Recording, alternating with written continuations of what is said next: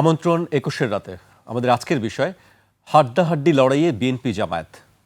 আজকে আমাদের সঙ্গে উপস্থিত আছেন সিনিয়র সাংবাদিক, লেখক ও কলামিস্ট মোস্তফা কামাল। আপনাকে স্বাগত জানাচ্ছি। ধন্যবাদ আপনাকে। আমাদের সঙ্গে আছেন বাংলাদেশ সুপ্রিম কোর্টের সিনিয়র আইনজীবী আবু হেনা রাজ্জাকী। আপনাকেও স্বাগত জানাচ্ছি।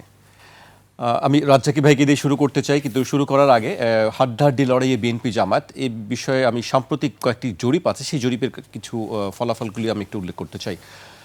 গত ডিসেম্বরে যুক্তরাষ্ট্রভিত্তিক ইন্টারন্যাশনাল রিপাবলিকান ইনস্টিটিউটের এক জরিপে দেখা গেছে বিএনপির জনসমর্থন ৩৩% হলেও জামায়াত ২৯% নিয়ে তাদের ঠিক পেছনেই অবস্থান করছে। গত সপ্তাহে প্রকাশিত বাংলাদেশের কয়েকটি সংস্থার যৌথ জরিপে এই ব্যবধান আরও কমে এসেছে।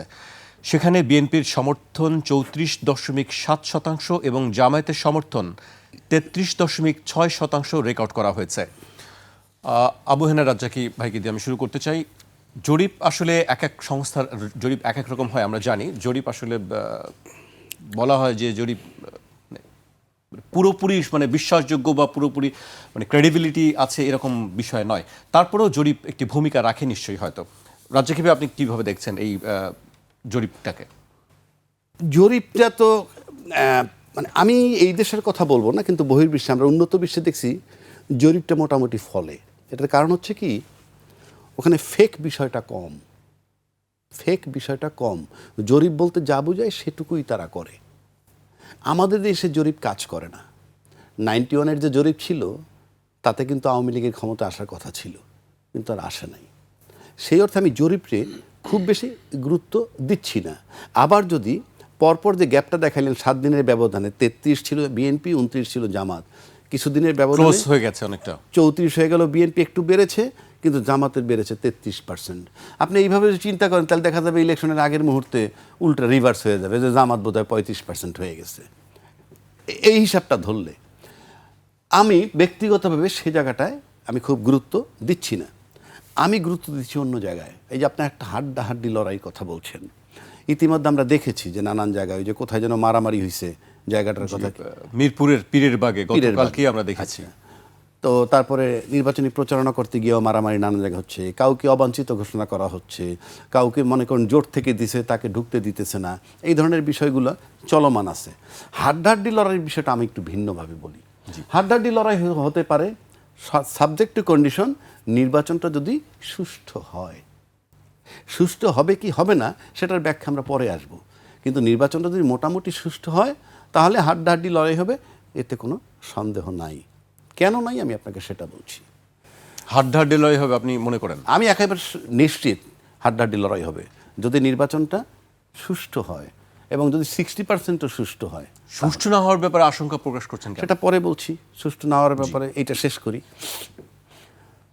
4 কোটি ভোটার নিয়ে কারো কোনো দ্বিমত নাই। গত 15 বছরে জমছে যারা ভোট দিতে পারেন নাই, তরুণ ভোটার যাদেরকে বলা হয় না, 4 কোটি ভোটার।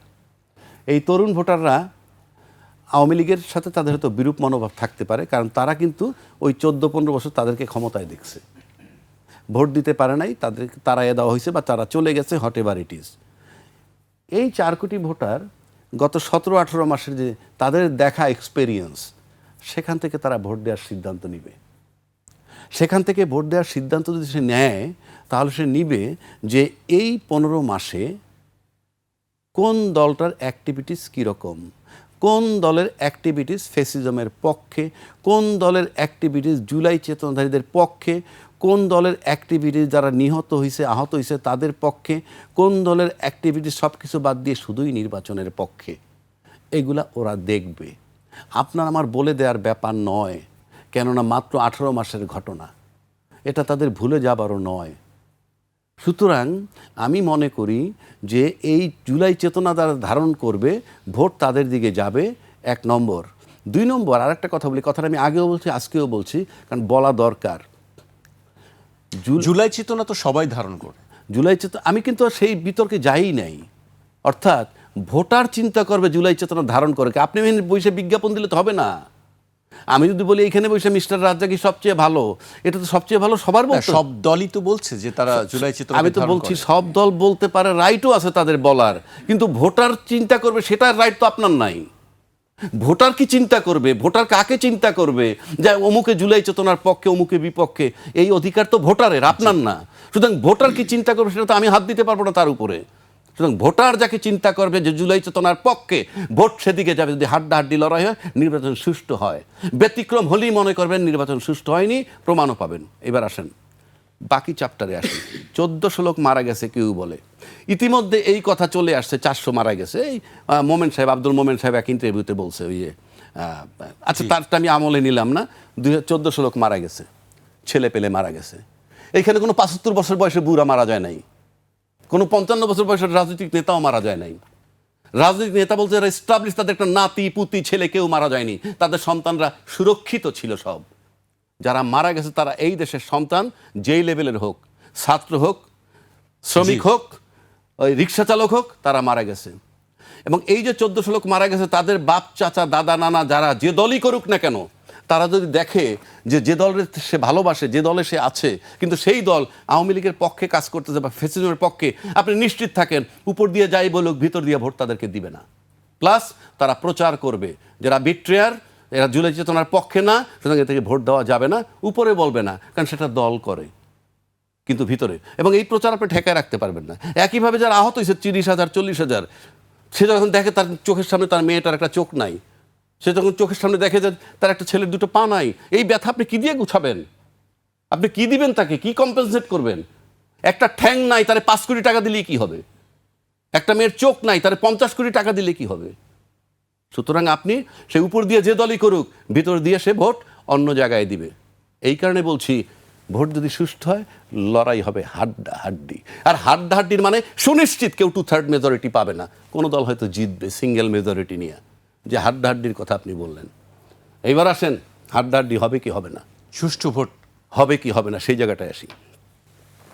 চিৎকার করে বলছে এইরকম এজলাসে এসে, আরে এজলাসে না, কি বলে এটারে, আপনার ডায়াসে এসে, কি বিশ্ববিদ্যালয়ের নির্বাচনের ফলাফল জাতীয় পর্যায়ে কোনো ইম্প্যাক্ট থাকে না, বলে নাই?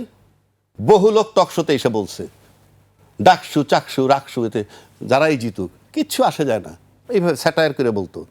তাহলে শাহজালাল বিশ্ববিদ্যালয়ের নির্বাচন বন্ধ করলেন কেন? নির্বাচন কমিশনে কোন এখতিয়ার আছে? নাম্বার 1, নির্বাচন কমিশন 2টা প্রশ্ন আগেও করছে, আজকেও করতেছি। নির্বাচন কমিশন আমি চ্যালেঞ্জ ছুড়ে দিচ্ছি, আপনি বলেন আপনি কোন আইনে নির্বাচন দিছেন? আপনি এবার যে তফসিল ঘোষণা করছেন সেখানে আপনি বলেন নাই সংবিধানের কোন অনুচ্ছেদ মোতাবেক নির্বাচন দিছেন। নাম্বার 2, যদি আপনি ভুলে গিয়ে থাকেন, কালকে সকালে আবার পত্রিকায় বলেন আমার সেদিন ভুল হয়ে গেছিল, আজকে বলে দিলাম এই সংবিধানের এই অনুচ্ছেদ মোতাবেক। কোম্পানির একটা লোকরে চাকরিচ্যুত করলেও বলে, বা এই কোম্পানির এত নম্বর আর্টিকেলের সি ধারা মোতাবেক তোমাকে চাকরিচ্যুত করা হইল। আপনি তফসিল দিলেন কোন আইনে? নাম্বার 1। নাম্বার 2, আপনি বিশ্ববিদ্যালয়ের নির্বাচন কে আপনাকে এখতিয়ার দিছে চিঠি দিয়ে বন্ধ করে দেওয়ার জন্য? আপনি বিভাগীয় কমিশনের চিঠি দিচ্ছেন, ডিসিকে চিঠি দিচ্ছেন, যেখানে বড় দল বলতেছে বিশ্ববিদ্যালয়ের নির্বাচনের কোনো ইম্প্যাক্ট জাতীয় পর্যায়ে নাই। সেখানে আপনি চিঠি লিখছেন, কি চিঠিতে বলছেন যে জাতীয় সংসদ নির্বাচন এবং গণভোটের কার্যক্রমের উপর যাতে প্রভাব না পড়ে সেজন্য বিভাগীয় কমিশন এবং ডিসিকে চিঠি লিখছেন। তার মানে বিশ্ববিদ্যালয়ের নির্বাচনের উপর যে প্রভাব পড়বে এ ব্যাপারে আপনারা নিশ্চিত হইছেন। তাহলে তারপরে আপনি এই যে চিঠিটা দিলেন, এটা কি আপনার অযোগ্যতা, অক্ষমতা, অদক্ষতা, নাকি ইলেকশনকে নিয়ে ইঞ্জিনিয়ারিংয়ের সামিল? এটা প্রশ্ন আসে। প্লাস যে সমস্ত বড় বড় দল দায়িত্বশীল তারাও তো বলেননি যে না, এটা কিছু আসে যায় না, নির্বাচন হোক। কিন্তু আলটিমেটলি শাহজালাল বিশ্ববিদ্যালয়ের নির্বাচন হাইকোর্টের হস্তক্ষেপে বন্ধ হয়ে গেছে।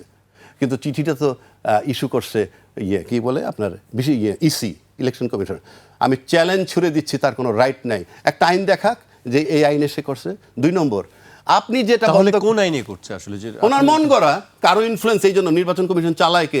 সেকেন্ড প্রশ্ন আসলো আপনার এই উত্তর থেকে। কারণ আপনি বন্ধ করবেন কেন? বিশ্ববিদ্যালয়ের নির্বাচনে কি আপনার পুলিশ ব্যবহার হবে, আপনার ডিসিএসপি ব্যবহার হবে, আপনি ইউএনও টিউএনও ব্যবহার হবে? কিছুতে ব্যবহার, ওটা তাদের ব্যাপার। কালকে বাজারে একটা নির্বাচন হবে, আপনি নিশ্চিত করে দিবেন? কে আপনি? আপনার নির্বাচনের জুরিডিকশনের মধ্যে তো নাই। অনধিকার চর্চা কার ইশারায়, কোন ইঙ্গিতে? প্রশ্ন রাখলাম, নির্বাচন কমিশনকে চালায় কে? এই চিঠি ইস্যু করলো কোন হিসাবে? চিঠি ইস্যু করার পরও সে বহাল তবিয়তে কেন আছে? এটা কি তার অযোগ্যতা, অদক্ষতা, নাকি ইঞ্জিনিয়ারিংয়ের সামিল? 2 নম্বর আসেন, মাহমুদুর রহমান সাহেব মান্না নিজে বলছেন যে আমি 2 জায়গায় একই কাগজপত্র দিয়েছিলাম, আমার এক জায়গায় নমিনেশন পেপার ঠিক হইলো আর এক জায়গায় হয় নাই, যদিও পরে আবার সেটাকেও আপনি করছেন, একসেপ্ট করছেন। তাহলে এই এই এই দ্বিচারিতা কেন? 1 2 আপনি একটা স্বচ্ছ, সবাই দেখতেছে দ্বৈত নাগরিকত্বের বহু লোক প্রার্থী হয়েছে। আমি সেই বিষয়ে আমি আসলে আমি আলোচনা করতে চাই, কিন্তু আমি এই পর্যায়ে আমি মোস্তফা কামাল ভাইয়ের কাছে আসতে চাই। যেহেতু হাড্ডাহাড্ডি লড়াইয়ের একটি কথা আমরা বলছি, আলোচনা করছি, জরিপের বিষয়টিও বলছি, এর বাইরে রাজ্জাকি ভাই বলছিলেন যে জরিপের বাইরেও হাড্ডাহাড্ডি লড়াই আমরা দেখেছি বা সেরকম আশঙ্কার কথা। আমি একটু গতকালকের ঘটনা একটু উল্লেখ করতে চাই। রাজধানীর মিরপুরের পীরেরবাগে স্থানীয় বিএনপি ও জামায়াত ইসলামী কর্মীদের মধ্যে ধাওয়া পাল্টা ধাওয়া সংঘর্ষ হয়েছে। এতে উভয় পক্ষের অন্তত 15 জন আহত হয়েছেন। মঙ্গলবার বিকেলে পীরেরবাগ 60 ফুট এলাকায় ঘটনা ঘটে। বিকেলে কয়েকজন নারী পীরেরবাগ এলাকার একটি বাসায় গিয়ে ভোটের প্রচার শুরু করেন। তারা নিজেদের জামায়াতের কর্মী পরিচয় দিয়ে ভোটের প্রচার চালান। বিষয়টি জানার পর স্থানীয় বিএনপির নেতাকর্মীরা তাদের সঙ্গে বাকবিতণ্ডায় জড়ান। এক পর্যায়ে 4 নারীকে আটকে রাখা হয়।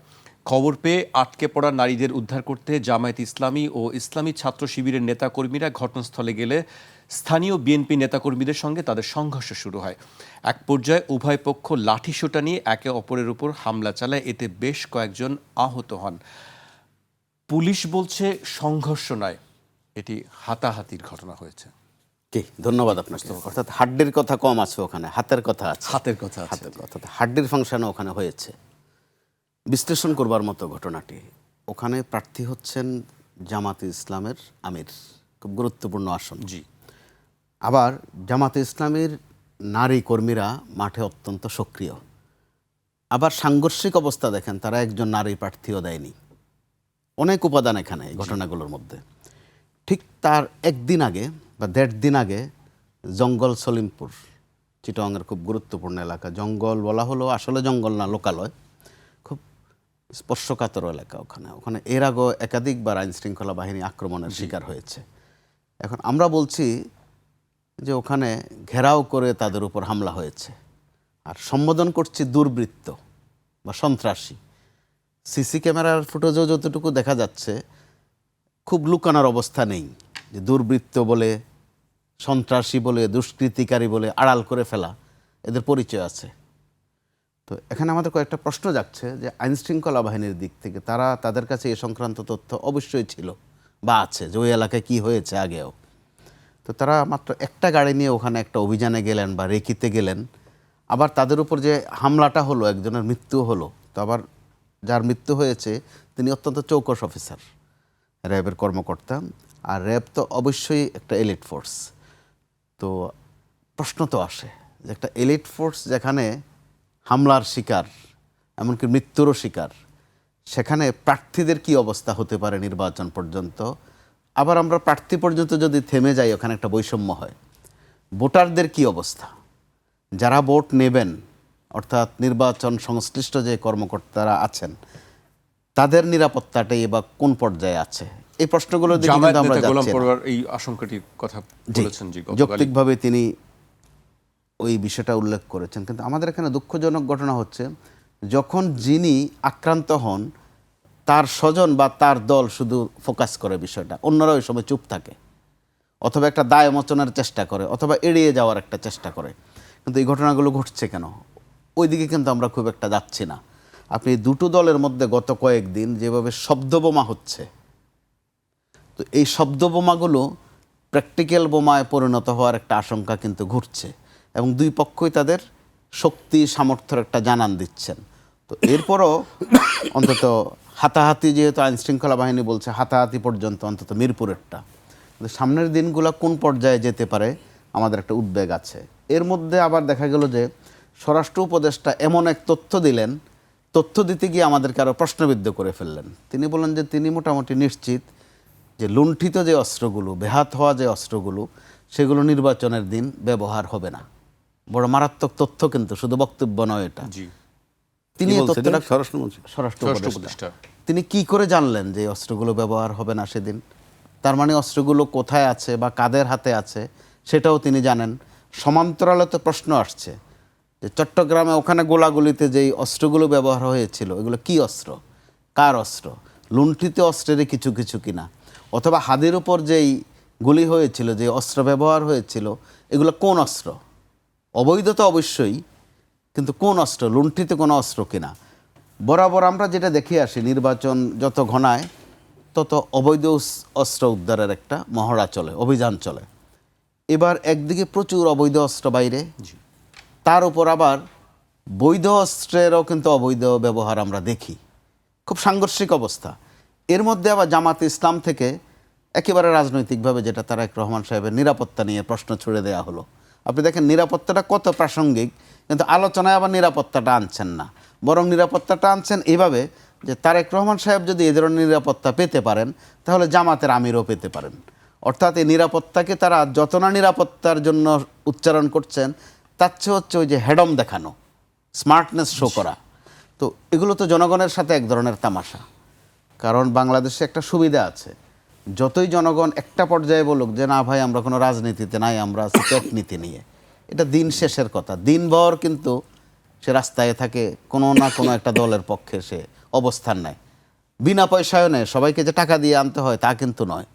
তো যখন এবার নতুন বন্দোবস্ত শব্দটা আমরা শুনছিলাম বারবার, কয়েকটা জায়গায় আমরা একটু আশাবাদী হচ্ছিলাম যে অন্তত পুরো না হোক, আংশিকও যদি হতো, যে নির্বাচনে হাড্ডির কোনো ফাংশন আসবে না, হয়তোবা চালাকি আসবে, চাতুরি আসবে।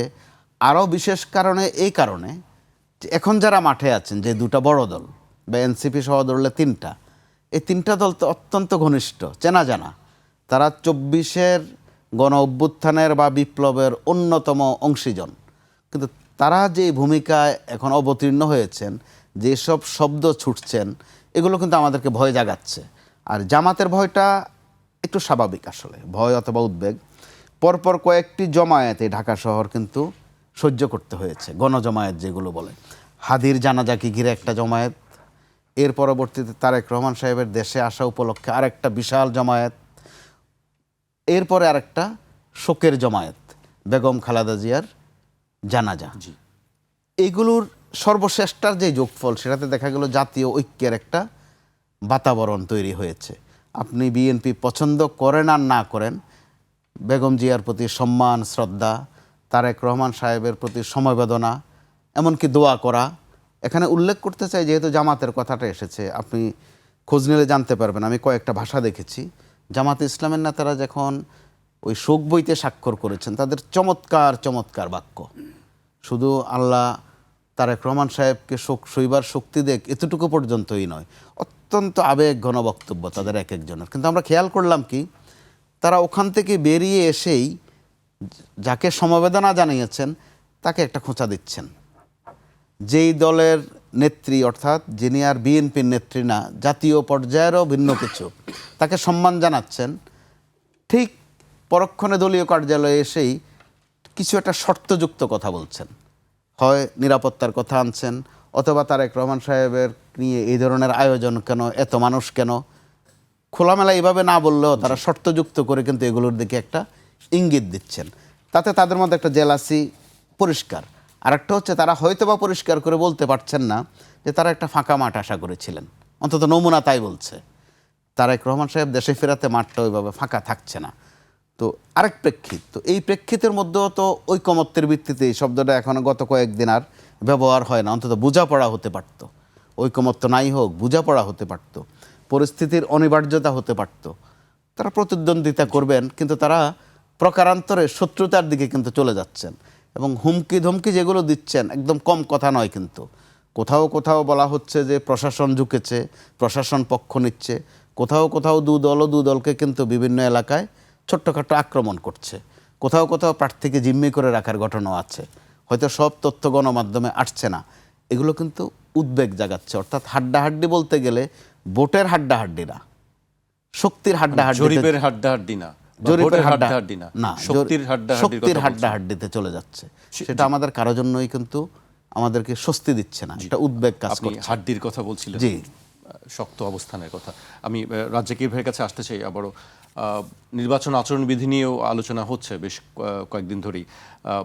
কালকে আমরা দেখেছি যে কথা বলছেন, আজকেও কথা বলেছেন, নাহিদ ইসলামের বেলায় ইসি শো কজ করছে, অথচ তারেক রহমানের বেলায় নিশ্চুপ থাকছে ইসি, এটি নাসিরুদ্দিন পাটোয়ারি অভিযোগ করেছেন। আমি যদি কয়েকটি জেলার কয়েকটি তথ্য উল্লেখ করি, 27 জেলায় অন্তত 73 জনকে শো কজ করা হয়েছে। বিএনপির 35 জন, জামায়াতের 18 জন, এনসিপির 4 জন, ইসলামী আন্দোলনের 3 জনকে শোকজ করা হয়েছে। বেশিরভাগ ক্ষেত্রে প্রার্থীদের সতর্ক করা হয়েছে, কোথাও কোথাও জরিমানা করা হয়েছে। আচরণবিধি লঙ্ঘন নিয়েও আলোচনা, আপনি কিভাবে দেখছেন এই বিষয়টি? আপনি যতগুলো দলের নাম বললেন তাতে কিন্তু আমরা সম্ভাব্য যে দলটা ক্ষমতায় আসবে তাদের নামটা নাই। এই যে আচরণবিধি যে এতজন বললেন, কারা ক্ষমতায় আসবে সম্ভাব্য আপনার কাছে মনে হচ্ছে? আমি কিন্তু সব বিএনপির 35 জন, জামায়াতের 18 জন, এনসিপির 4 জন, ইসলামী আন্দোলনের 3 জন। না আপনি এর আগে বললেন না ওই যে নাসিরুদ্দিন পাটোয়ারি কি বলছে, নাসিরুদ্দিন পাটোয়ারি না, ওই যে নাহিদ, না ওই যে নাহিদ কি বলে নির্বাচন নিয়ে আচরণবিধি লঙ্ঘন, জি, জাতীয় পার্টির কে বললো? না, নাসিরুদ্দিন পাটোয়ারি বলছে। নাসিরুদ্দিন পাটোয়ারি বলেছেন। নাসিরুদ্দিন পাটোয়ারি বলছে যে নাহিদকে শোকজ দেয়, তারেক রহমান সাহেবকে শোকজ দেয়, নিশ্চুপ থাকে, সেটাই বলছে তিনি। দেখেন, ক্যাটাগরিক্যালি কারো নাম বইলে আমি বলতে চাই না, নাম বলার প্রয়োজনও নাই। আমরা তো অ্যাকশনে দেখতেছি, অ্যাকশন কতগুলো জিনিস, যেমন ধরেন এই যে এলিট ফোর্স নিহত হয়েছে ইলেকশনের আগে। আচ্ছা, পীরের বাগে কি হাড্ডাহাড্ডি মারামারি হইতেছে, মহিলাদেরকে আটক পর্যন্ত করছে বললেন। তারপরে হারানো অবৈধ অস্ত্র উদ্ধার হয়নি, ইন এডিশন লুট করা অস্ত্র, যেটা পুলিশের থানার থেকে, যেটা একটা হাস্যকর বিষয়। পুলিশের অস্ত্র লুট করে আর সেই অস্ত্র উদ্ধার হয় না, এই ঘটনা ভাই আমার জন্মের পরে বাংলাদেশে পয়লা শুনলাম। কারণ তারা উদ্ধার করতেছে না। উদ্ধার করবে না কেন? করবেন না কেন, সে তো বহু আগেই বলে গেছি। ফ্রম ডে ওয়ান দিস গভর্নমেন্টে কেউ কোঅপারেট করে না। আর এখন তো গভর্নমেন্ট আউটগোয়িং, এখন তো গভর্নমেন্ট ঝুঁকে গেছে কিভাবে বের হয়ে যাবে, এখন সে কিভাবে বের হবে সেই চিন্তায় আছে। নাইলে স্বরাষ্ট্রমন্ত্রী যখন বলল যে এই অস্ত্রগুলা ব্যবহার হবে না, এই যে অস্ত্রগুলা লুট করছে সেই অস্ত্রগুলা ব্যবহার হবে না, তাহলে কি উদ্ধার হয়েছে এবং একটা সেফ কাস্টডিতে রেখে দিছে একটা পরিবেশ বোঝানোর জন্য যে অস্ত্রগুলা বাজারে আছে? এই প্রশ্নগুলো তো আসে। আপনি কী হিসাবে বললেন ওই অস্ত্র ব্যবহার হবে না? আপনি ওই অস্ত্রগুলো চেনেন। এরপরে স্বরাষ্ট্রমন্ত্রী বহাল তবিয়তে আছে, এরপরও রাজনৈতিক দলগুলো বলে না যে ওনার চলে যাওয়া উচিত, এরপরও রাজনৈতিক দলগুলো বলে না যে কেউ বলে লেভেল প্লেইং ফিল্ড নাই, কিন্তু রাজনীতি এরপরে যারা বলে না যে লেভেল প্লেইং ফিল্ড হয় নাই, যেমন জামাত প্রশ্ন করছে লেভেল প্লেইং ফিল্ড নাই, কিন্তু অন্য বড় দল কি বলছে যে লেভেল প্লেইং ফিল্ড আছে? কেউ বলছে না। বিএনপির পক্ষ থেকে বলা হচ্ছে তারা আস্থা রাখতে চান। আস্থা রাখতে চাইবেন কেমনে? এই যে বিষয়গুলো থাকার পরেও যদি আস্থা থাকে তাহলে বিষয়টা কি দাঁড়ায়? যে আমার কাছে নির্বাচন গুরুত্বপূর্ণ। এখন আসেন, নির্বাচন তাদের কাছে তার আগে আপনি যে কথাটা বলছেন আচরণবিধি লঙ্ঘনে আপনি যদি এই জিনিসগুলো দেখেন, যেটা আমি বলতে গেছিলাম আপনাকে, যে দ্বৈত নাগরিকত্ব নিয়ে নমিনেশন প্রাপ্ত আছে, মানে মনোনয়নপত্র বাতিল হয়নি, জি, ঋণ খেলাপি বাতিল হয়নি, আবার দ্বৈত নাগরিকত্বের প্রার্থী বাতিল হয়েছে সেটাও আছে, ঋণ খেলাপি বাতিল সেটাও আছে। এই যে দ্বিচারিতা, এইটা কি নির্বাচন কমিশনের অদক্ষতা? নির্বাচন কমিশন অযোগ্য যদি হন তাহলে আপনি নির্বাচন কেমনে করবেন? নির্বাচনের জন্য সামাল দিবেন কেমনে? আজকে র্যাব একজন মারা গেছে, র্যাবের অফিসার মারা গেছে বা মারা গেছে, আজকে পীরের বাড়ির এই ঘটনা, নির্বাচনের দিন আরও ঘটতে থাকবে না? কি নির্বাচন কমিশন কি চাপের মুখেই দ্বৈত নাগরিকত্ব? আমি তো নির্বাচনের কাছে কৈফিয়ত চাচ্ছি। আপনি এক জায়গায় দ্বৈত নাগরিকত্ব লোক বাদ দিচ্ছেন, আর জায়গায় দিচ্ছেন না কেন? তাহলে আপনি নির্বাচনটা তুলবেন কেমনে? আর সেই নির্বাচন তোলার জন্য আমরা ব্যস্ত কেন? তারপর আমরা বলতেছি কেন আমরা আশাবাদী এই হবে? আমি তো এখানে দ্বিচারিতা দেখতেছি। একটা স্বাধীন দেশে সবার চোখের সামনে এটা চলমান থাকবে নির্বাচন কমিশনের এই অ্যাক্টিভিটিস, আর আমরা সেটা তাকায় দেখব। একবারও কি ভাবছেন নির্বাচন কমিশনের এই সুযোগ, এই অদক্ষতার কারণে কিংবা তার ভয়ের কারণে হোক, কিংবা সুদূরপ্রসারী ইঞ্জিনিয়ারিং পরিকল্পনার কারণে হোক, কিন্তু যারা ক্ষমতায় যাবেন, এমপি হবেন, লিখে রাখেন সময়ের ব্যবধানে এইগুলো আপনাকে ছোবল মারবে। কেন মারবে সেটা বলে দিচ্ছি। সেটা প্রমাণ করে গেছেন আবার শফিক রেহমান সাহেব। কয়েকদিন আগে উনি সাংবাদিকদের সম্মেলনে বক্তব্য রাখছেন এবং সেখানে উনি পরিষ্কারভাবে বলছেন, কোনো সাংবাদিকদেরকে বলছেন দালাল হিসেবে চিহ্নিত করেছেন। আমি নামটা বললাম না, পত্রিকার নামটাও বললাম না, আমি তাদের ছবি দেখছি তখন মুখের উপরে জাস্ট এইভাবে হাত দিয়ে কোনো মানে একটু আড়াল হতে চায়, বাট ক্যামেরা তো ধরে আছে। দালাল শব্দটা ব্যবহার করার বলছে, ওনার বলতে খারাপ লাগতেছে। আপনারা একসময় আওয়ামী লীগের দালালি করেছেন, আপনারা এখন আজকে বিএনপির দালালি করছেন কেন? আপনার সৎসাহসটা আপনি আওয়ামী লীগের পক্ষেই লেখেন না। তারপরে আবার বলছেন আমি জানি আপনাদের পয়সা দরকার, পয়সার জন্য করেন। এরপরে আপনি কি আশা করেন? তখন তিনি নিজের ব্যাখ্যা দিয়েছেন ওনার বাড়ি ভাড়া ইনকাম আছে, দিস ইনকাম আছে। সুতরাং আপনারা বিকল্প একটা ব্যবসা বাণিজ্য করেন, কিন্তু পয়সার বিনিময়ে আজকে অমুকের দালাল, কালকে তমুকের দালাল, এটা হয়েন না। এরপরে আপনি কি আশা করতেছেন এবং সেটা আমরা তাকায় তাকায় দেখতেছি। আমি আবারও নির্বাচন কমিশনে বলছি যে দুইটা বিষয়ে কাজ করছেন আপনি। একটা তফসিল ঘোষণা করছেন কোন আইনে, আর শাহজালাল বিশ্ববিদ্যালয়ের নির্বাচন ঘোষণা বাতিল করার জন্য আপনি চিঠি দেন কোন আইনে, আপনি পরিষ্কার করবেন। 3 নম্বর আসেন, যেটা বলতেছিলাম, আজকে যেমন ধরেন মোমেন সাহেব, আমি দেখলাম, আপনি লক্ষ্য করে দেখছেন যে মোমেন সাহেব একটা প্রশ্ন রেজ করছে। 1 নম্বর সে বলছে আওয়ামী লীগ ছাড়া নির্বাচন করলে সেই নির্বাচনটা গ্রহণযোগ্য হবে না। বলছেন উনি, কেন হবে কি হবে না সেটা আমার প্রশ্ন না, উনি বলছেন। আমি ওনাদের কথা, যেমন শফিক রহমান সাহেবের কথা আমি কোট করলাম। তারপরে বলতে শুনিনি আপনি আমেরিকান অ্যাম্বাসেডার সাহেব দেখা করছেন সম্প্রতি বিএনপির চেয়ারপারসনের সাথে, এবং সেখানে কিন্তু উনি সব দলের সাথে কাজ করতে চান এবং ইনক্লুসিভ নির্বাচন চান। ইইউ একই কথা বলেছে। আমি বলছি না আমি চাই কি চাই না, কারণ আমি এখানে অ্যানালাইসিস করতেছি, আমার এখানে কোনো নিজস্ব মতামত না, আমি তাদের কথাগুলো বললাম। কেন? যে এই নির্বাচনটা হওয়ার পর এটা সিমটমটা আমি যেটা দেখতেছি এইটা খুব বড় আকারে। কেননা আপনি কিন্তু আওয়ামী লীগকে ব্যান্ড করেননি, রাষ্ট্র আওয়ামী লীগকে ব্যান্ড করেনি, রাষ্ট্র আওয়ামী লীগের কার্যক্রম নিষিদ্ধ করছে, স্থগিত করেছে। তা আমরা যারা গর্ব করি, অহংকার করি গণতন্ত্রের পক্ষের শক্তি, আপনারা কেন চিৎকার করে বলেননি সব দলের নির্বাচন হওয়া উচিত? আমি একবার বলছি না হওয়া উচিত কি উচিত না, যেহেতু ব্যান্ড করে নাই। নাৎসি বাহিনী ব্যান্ড হয়েছে, ওই যে কি হিটলারের নাজি বাহিনী, ইটালির আরও এক পার্টি ব্যান্ড হয়েছে। ব্যান্ড হইলে সেটা লিগ্যালি হোক আর ইলিগ্যালি হোক সেটা এক কথা, কিন্তু আপনি গণতন্ত্রের পক্ষে বয়ান দিতেছেন আপনারা সবাই মিলে, সব রাজনৈতিক দল, অথচ আপনারা ব্যান্ড পার্টিটা, কিন্তু পার্টি ইনক্লুসিভ নির্বাচন, ওই যে আজকে এই সুর তুলছে যেটা বললাম আব্দুল মোমেন সাহেব, সমস্ত হাই কমিশনাররা বলতেছে, এমবাসি বলতেছে, তো এইটা তো সময়ের ব্যবধানে, এটা তো লজিক্যাল প্রশ্ন।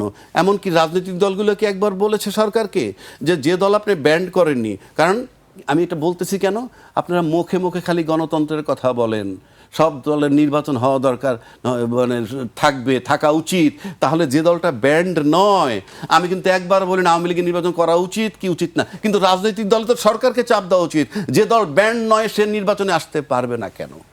আজকে জাতীয় পার্টি নির্বাচন করতেছে নেপথ্য শক্তি নাকি আওয়ামী লীগ, কেউ কেউ বলেন, আমি জানি না, আমি তর্কের খাতিরে ধরে নিলাম। তো যে পার্টি ব্যান্ড নয় সেই পার্টি ইনক্লুসিভ নির্বাচন করার জন্য তো রাজনৈতিক দলের সদিচ্ছা থাকলে বা স্বচ্ছতা থাকলে সরকারকে বলা উচিত। আদৌ কি কেউ বলছেন? তাহলে এই প্রশ্নটা আসবে, কেন আসবে সেটা আমি বলে দিচ্ছি।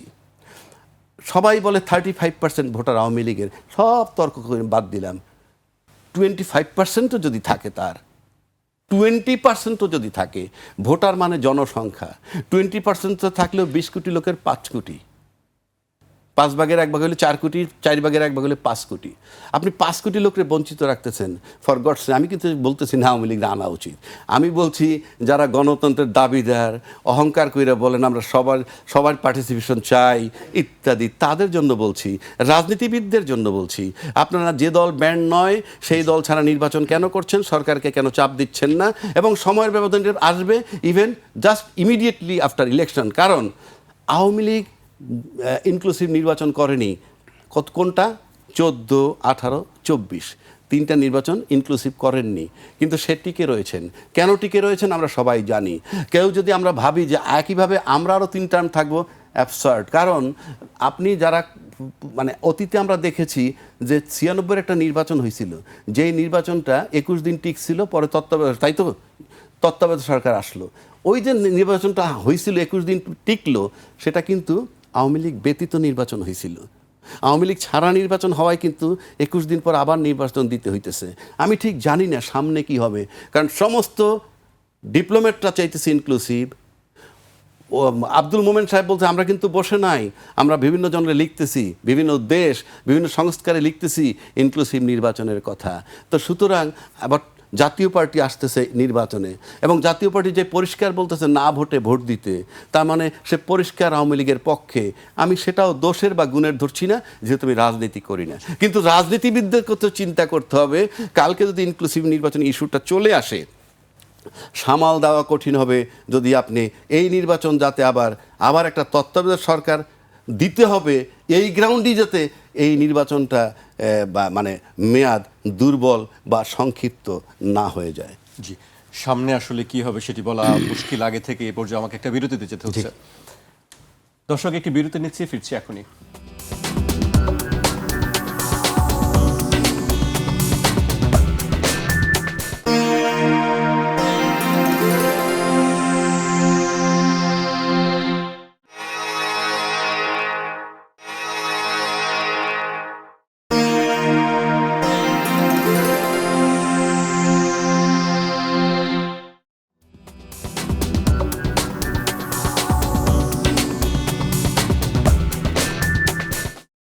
বিরতির পর আবারও স্বাগত। আপনারা দেখছেন ২১-এর রাত।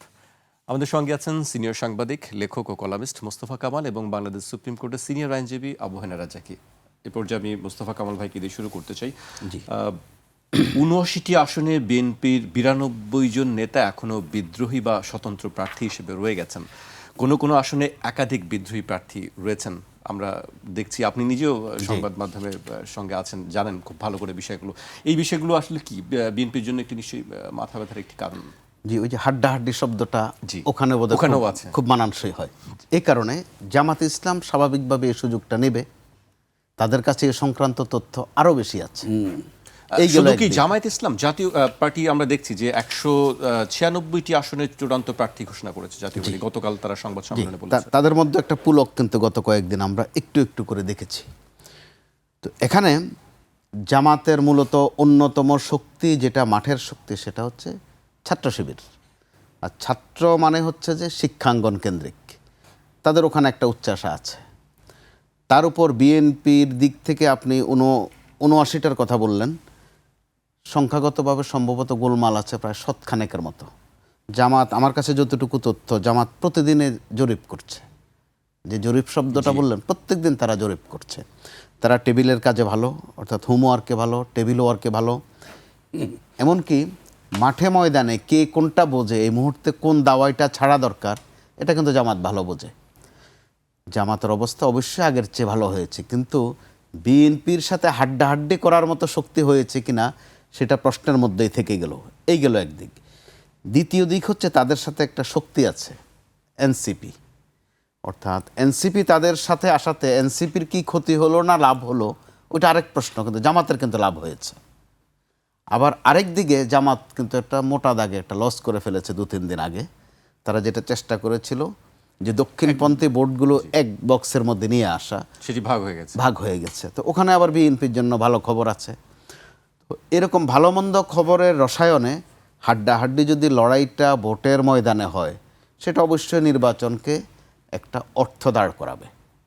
অর্থাৎ যেটা আমরা বলতে চাই যে উৎসব মুখর, উৎসব ওখানে একটু একটু হতে পারে। কিন্তু যেভাবে মারামারি করে উৎসব হচ্ছে, যেভাবে রক্ত দিয়ে লাল উৎসব হচ্ছে, ওইটা কিন্তু ভয় জাগাচ্ছে। এর সমান্তরালে কিন্তু এই কথা বলতেই হয় যে আমরা এখন পর্যন্ত কথা বলছি, আপনি এখান থেকে বের হওয়ার পরও আপনার নিকটজনরাও জিজ্ঞাসা করবে বা করে যে নির্বাচনের নিয়ে তো অনেক কথা বললেন, তো নির্বাচন কি আসলে হবে নাকি? এই কথা অনেক প্রতিদিনই শুনতে হচ্ছে। এটা কিন্তু অ্যালার্মিং। তো আবার ইতিবাচকভাবে এইভাবে নেওয়া যায় যে শখের জিনিসের প্রতি এটা বারবার দেখতে ভাল লাগে, বারবার আলোচনা করতেও ভাল লাগে, যেটার প্রতি আকর্ষণ বেশি। ওই প্রশ্নে সঠিক। কিন্তু এখানে এনসিপির দিক থেকে বিশেষ করে কয়েকজনের সুনির্দিষ্ট, আপনি কয়েকজনের নাম বলেছেন, আমি নাম আর উচ্চারণ নাই করলাম, তারা যে এই টোনে কথা বলছে, অর্থাৎ কিছুটা ৩, ৪, ৫ আগস্টে যে শব্দগুলো ব্যবহার করত, ২৪ তারিখ বলছি আমি, ওই শব্দগুলো তারা ব্যবহার করত তখনকার ক্ষমতাসীন আওয়ামী লীগকে টার্গেট করে। তো এই মুহূর্তে কিন্তু বিএনপি ক্ষমতায় নয়, তাদের টার্গেটগুলো কিন্তু প্রত্যেকটাই বিএনপির প্রতি সম্ভাব্য তারা ধরে নিচ্ছে। অর্থাৎ বিএনপি কিন্তু ক্ষমতায় নেই, কিন্তু তারপরে বিএনপির কি যন্ত্রণা সইতে হচ্ছে, তাদের কথা শুনতে হচ্ছে। আবার বিএনপির দিক থেকেও আমরা আরেকটা বিষয় খেয়াল করবার মতো, আমরা যারা গণমাধ্যমে কাজ করি খুব খেয়াল রাখি আমরা যে বিএনপির দিক থেকে কি জবাব দেয়া হয়। বিএনপি ওখানে অত্যন্ত সতর্ক, কোনো জবাব দিচ্ছে না, কিন্তু একটা প্রশ্নেরও জবাব দিচ্ছে না। তো এটা এক ধরনের কৌশলও হতে পারে, বিচক্ষণতাও হতে পারে, কিন্তু সেটা কতদিন। আর যেটা আমার রাজ্জাকি ভাই বললেন সেটা অবশ্যই প্রাসঙ্গিক। নির্বাচন যখন আসে বাংলাদেশে, এমনই এক বাস্তবতা, এখানে আওয়ামী লীগ প্রাসঙ্গিক হোক, আপনি তার কার্যক্রম স্থগিত করেছেন। তো এখানে একটা বিষয় কিন্তু পরিষ্কার হওয়া আসলে উচিত ছিল, রাজ্জাকি ভাই যেটা বলেছেন যে হয় আওয়ামী লীগকে স্থগিত থাকবে কেন, ফয়সালা করেন, নিষিদ্ধ করেন, হয় নিষিদ্ধ করে দেন, অথবা যদি তারা সিদ্ধই থাকে তাদেরকে মাঠে কাজ করতে দেন। আবার প্র্যাকটিক্যাল অবস্থাটা কি, শেখ হাসিনা নেই বা ওবায়দুল কাদের নেই বা মোমেন সাহেব নেই, তারা এখন দেশেও নেই। মোমেন সাহেব তো শুধু কথা বদলাচ্ছেন না, চেহারাও বদলে ফেলেছেন। এটা রাজনীতিবিদদের আরেকটি ইঙ্গিত দিচ্ছিলেন রাজ্জাকি ভাই কথা, যে জাতীয় পার্টির জি। পেছনে আবার আওয়ামী লীগের কোনো শক্তি আছে কিনা। শক্তি আছে কিনা প্রশ্ন প্রাসঙ্গিক। আবার ভারতও তো প্রাসঙ্গিক। ভারতের দুটা বিষয় এখানে দেখেন উল্লেখ না করলেই নয়, একদম কাছাকাছি বিষয়। জাতীয় পার্টির যিনি চেয়ারম্যান, তিনি ভারত সফর করে আসার পর ওনাকে প্রশ্ন করা হয়েছিল যে এই বিষয়ে বক্তব্য কই। তিনি বলছিলেন যে ভারতের অনুমতি না পাওয়া পর্যন্ত তিনি এই বিষয়ে কথা বলতে পারবেন না। কাছাকাছি একটা ঘটনা ঘটেছে জামাতে ইসলামের আমিনের সাথে, ওনার সাথে ভারতের কর্তৃপক্ষীয় কথা হয়েছে, তারা বলেছিল এই কথাবার্তা যেন গোপন রাখা হয়। তো তিনি আবার সাহসের সাথে বলে ফেলেছেন যে না, আমি আর গোপন রাখলাম না, প্রকাশ করে ফেললাম। মাস পরে তিনি বলেছেন। তাহলে অর্থটা কি দাঁড়াচ্ছে, যে ভারত একটা ফ্যাক্টর, তারা শুধু কথাই বলে না, কথা গোপন রাখার বিষয় একটা আরোপ করে বলে। আবার কেউ কেউ গোপন রাখে, কেউ কেউ ঘোষণা দিয়ে গোপন রাখে, কেউ কেউ প্রকাশ করে দেয়। এই তো হচ্ছে তফাৎটা। তো এরকম একটা অবস্থায় নির্বাচন, আবার ভারত তার দেশের কূটনীতিকদেরকে বা তাদের পরিবার পরিজনকে এখান থেকে সরিয়ে নিতে বলছে। সেটা কি কোনো নিরাপত্তার ভয়ে নাকি কূটনৈতিক কোনো অন্য কোনো কৌশল, আমরা সেদিকে খেয়ালও করছি না। নিজেরা কিন্তু হাড্ডি হাড্ডি মারামারি করছি, বলছি হাড্ডাহাড্ডি লড়াই। এগুলো করতে গিয়ে আমাদের কিন্তু ভাববার বিষয় আছে যে তারা কোথায় ছিলেন, এই পরিস্থিতিতে কিভাবে এলেন। এই পরিস্থিতিতে যদি পা পিছতে যায় তাহলে তাদের আবার কি পরিণতি ভোগ করতে হতে পারে, এটা আমরা হয়তো বা সতর্ক করতে পারি, উচ্চারণ করতে পারি, ভূমিকা রাখতে পারি না এই টেবিল থেকে, কিন্তু মনে করিয়ে দিতে পারি। সেই ক্ষেত্রে তারাই হয়তো নির্ধারণ করবেন তাদের আগামী দিনের পথরেখাটা কোন দিকে হবে। জি, আমি রাজ্জাকি ভাইয়ের কাছে আসতে চাই। পর্যায়ে নির্বাচনী আচরণবিধি নিয়ে আলাপ হচ্ছে, সেখানে নির্বাচন কমিশনের অবধারিতভাবেই চলে আসে নির্বাচন কমিশনের বিষয়টি। নির্বাচনী পরিবেশের নিরপেক্ষতা নিয়ে সন্দেহ প্রকাশ করে ঢাকা ৬ আসনের জামায়াত প্রার্থী ডক্টর আব্দুল মান্নান বলেছেন, পেশিশক্তি এবং অস্ত্রের সাথে জড়িত ঘটনাগুলোর এখনও সমাধান করা হয়নি। অন্যদিকে নির্বাচনের সময় কালো টাকার ব্যবহার একটি গুরুতর উদ্বেগের বিষয়। এই বিষয়গুলো আনুষ্ঠানিকভাবে রিটার্নিং অফিসারকে লিখিতভাবে জানানো হয়েছে। রাজ্জাকি ভাই বললাম বেশ কিছু অভিযোগ তিনি করেছেন। আমরা তো দেখতেছি কতগুলি। এর আগে আমরা বলে গেলাম যে নির্বাচন কমিশনের কি অদক্ষতা নাকি ইঞ্জিনিয়ারিংয়ের পক্ষে, বিষয়গুলো ক্লিয়ার করতে হবে। কেননা একটু আগে তো বলে গেলাম আপনাকে, যেখানে আপনার অস্ত্র উদ্ধার হয়নি, যেখানে আপনার পুলিশের লুট করা অস্ত্র উদ্ধার হয়নি, যেখানে স্বরাষ্ট্রমন্ত্রী বলতেছে এগুলা ব্যবহার হবে না, এখন তো সব কিছু নির্বাচন কমিশনের আন্ডারে। নির্বাচন কমিশনই তো কৈফিয়ত চাইতে পারে স্বরাষ্ট্রমন্ত্রীর কাছে প্রয়োজনে, কারণ সেও সাংবিধানিক পদ হোল্ড করে, যে আপনি এই সূত্রটা কোত্থেকে দিলেন, কিভাবে দিলেন। এগুলো কিন্তু খুব মারাত্মক ব্যাপার। কিন্তু দুই দলই, রাজ্জাকি ভাই, দুই দলই কিন্তু বলছে যে ইলেকশন ইঞ্জিনিয়ারিং করার একটা ষড়যন্ত্র বা একটা বেশ ভালো কথা। দুই দলের মধ্যে রাখেন, দুই দলের মধ্যে যদি বলে, আমি জানি না কোন দল, সব দলই ধরে নিলাম। দুই দল বলতে আমরা এখন দুইটা দল ধরবো, বিএনপি আর জামাত, কারণ দুইটা দলের নিয়ে দুইটা জোট বানাইছি। এখন বিএনপি যদি বলে, যেমন আমরা এমন কথাও শুনছি, 3 জন ভোটার নাই, তারা নাকি নির্বাচন বন্ধ করবে। এই কথা যদি কেউ বলে, বলার পর যদি বলে ওরা নির্বাচন বন্ধ করতে পারে, হাস্যকর হয় না?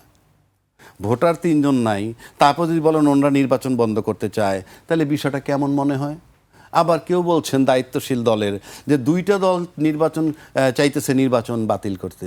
দুইটা দল যারই মিন করুক, ওনারা যখন নাম বলে নাই, আমিও বলি নাই, কিন্তু আমরা তো বুঝি, তো এই দুইটা দল নির্বাচন বাতিল করবে কেমনে? আসলে বিষয়টা কি, যদি এমন হয় যে ওই দুইটা দল ইঞ্জিনিয়ারিং করতে সেন্টারে যাবে, আর যদি আমরা রুখতে যাই তাইলেও মারামারি, আর যদি দুই দুনি প্ল্যান করে আসে আমরা ইঞ্জিনিয়ারিং করুম তাইলেও মারামারি, আবার যদি প্ল্যান করে আসে যে ওনরা ইঞ্জিনিয়ারিং করবে আমরা বাধা দেবো তাও মারামারি। তার মানে মারামারি সুনিশ্চিত। তার মানে নিজেদের উপরে আস্থা নাই, হাড্ডাহাড্ডি লড়াই। এটা হাড্ডাহাড্ডি লড়াই, নিজেদের উপরে আস্থা নাই। এবং মাঠ জরিপ করে দেখা গেছে ভোটারদের মনোযোগ জয় করতে পারে নাই, মন নিতে পারে নাই। 3 নম্বর, আপনি যদি মনে করেন বাংলাদেশ কি আসলে জানেন, বাংলাদেশ হলো ভুলে যাবার দেশ। তার মানে কি ইঞ্জিনিয়ারিং কি সুনিশ্চিত? আপনি যদি বলেন কোনো দল যদি 2/3 মেজরিটি নিতে হয়, ইঞ্জিনিয়ারিং ছাড়া নিতে পারবে না, এটা আমার ব্যক্তিগত ধারণা। 2/3 মেজরিটি কেন নিতে হবে? 2/3 মেজরিটি যদি আপনি না নেন, তাহলে তো আপনি যদি সিঙ্গেল মেজরিটি নিয়ে বসে থাকেন, তাহলে তো সব দল ক্ষমতায়, আপনি কিছুই করতে পারবেন না।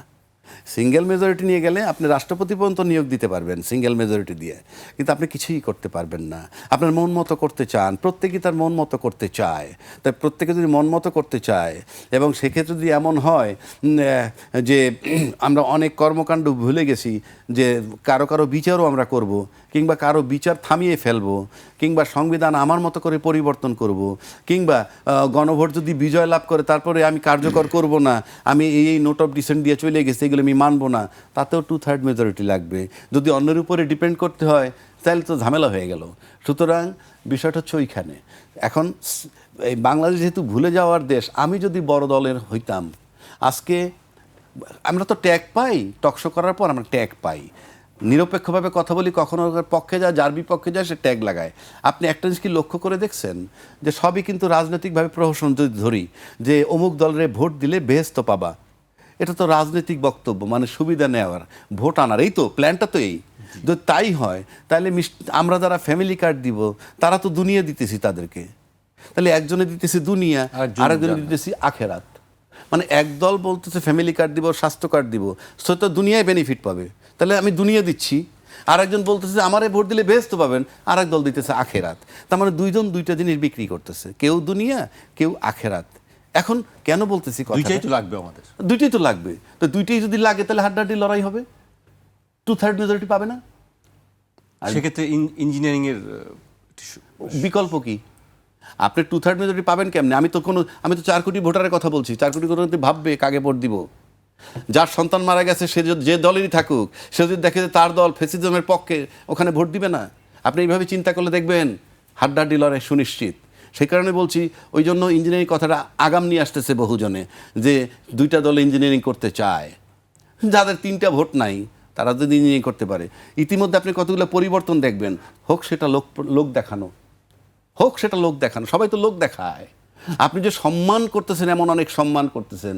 আমি একটা কথা আপনাকে বলছি না কিছুদিন আগে, ফলো করলে এখনও বাজারে পাবেন, যে আমার ছেলের বয়স 25 কিংবা আমার মেয়ের বয়স 25, সে যখন আমাকে অ্যাডভাইস করে এবং অ্যাডভাইসটা যখন প্রপার হয়, খুব ভালো লাগে, তখন আমি কিন্তু প্রচার করি। কি প্রচার করি? বাবা আমার মেয়ে কিন্তু খুব ম্যাচিউর্ড হয়েছে, আমার ছেলে কিন্তু খুব ম্যাচিউর্ড হয়েছে, খুব ম্যাচিউর্ড কথা বলে, এবং সেটা আমি ফলো করি। কিন্তু যখন এটা আপনার সন্তান আমাকে এই অ্যাডভাইসটা দিবে, তখন আমি প্রথম তাকে কি বলি, যে তুমি লেখাপড়া করো, এইসব নিয়ে এত চিন্তা করো না। তারপরেও যদি আমাকে অ্যাডভাইস দেয়, তখন বলি তুমি ইসরে পাকা। That is our character. আপনি এখন সমাজে খোঁজেন পাবেন যে 25 বছরে বহু লোকই বহু অ্যাডভাইস দিতেছে, সেটা গ্রহণযোগ্য।